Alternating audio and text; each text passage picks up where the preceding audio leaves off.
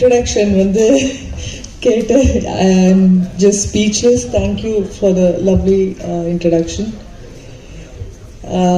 இன்ட்ரடக்ஷனில் சொன்ன மாதிரி நான் தமிழில் ஆரம்பிச்சிட்டேன். அப்புறம் அவ்வளோ சக்ஸஸ்ஃபுல்லாக இல்லாமல் அப்புறம் தெலுங்கில் போய் நடிக்க ஆரம்பிச்சிட்டு இருந்தேன். அந்த டைம் தான் எனக்கு கேப்டன் பிரபாகர் வாய்ப்பு வந்தது. மெயின் ஹீரோயின் இல்லை, ஆனால் செகண்ட் ஹீரோயின் அந்த மாதிரி ஒரு ரோல் தான். ஆனால் அந்த படம் எனக்கு கொடுத்த வெற்றியும் பேரும், அதுக்கப்புறம் நான் 15 வருஷமோ 10 வருஷத்துக்கு அப்புறம் படையப்பா பண்ணுறேன்.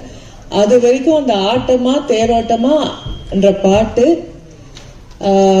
இப்போ வரைக்கும் எங்க போனாலும் எந்த ஃபங்க்ஷன் போனாலும் ஒரு ஒரு ஒரு ஃபேடே ஆகாத அதே பாப்புலாரிட்டி. ரிலீஸ் ஆன அப்புறம் அந்த சாங்க்கு எவ்வளோ ஒரு பேரும் புகழும் வந்ததோ அது இப்போ வரைக்கும் அந்த பாட்டுக்கு இருக்கு, எனக்கும் இருக்கு.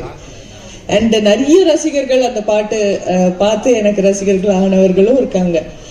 அந்த வாய்ப்பை எனக்கு கொடுத்த செல்வமணி சாருக்கும் கேப்டன் இன்னைக்கு I miss him the most today. இன்னைக்கு அவர் இருந்திருந்தா ரொம்ப ரொம்ப சந்தோஷமா இருந்திருக்கும்.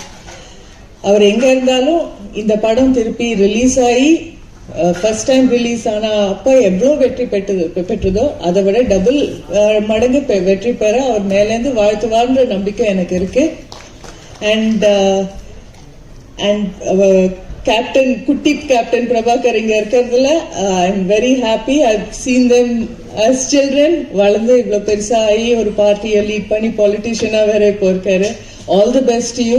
இங்க வந்திருக்கும் அனைவருக்கும் நான் பேசின ஸ்பீச்லேயே தான் கொஞ்சம் லெங்க்தியர் ஸ்பீச், பட் எல்லாருக்கும் வணக்கம். I am so happy to be here. All the best, Selvamani sir. Rocket, another big hit, and thank you so much. Thank you ma'am. அடுத்ததாக வாழ்த்துரை வழங்க வருபவர் திரையுலகம் திரையுலகினர் நல்ல முறையில் படங்களை தயாரித்து பணியாற்றி அனைவரும் பயன்பெற வேண்டும் என்று நடப்பு தயாரிப்பாளர்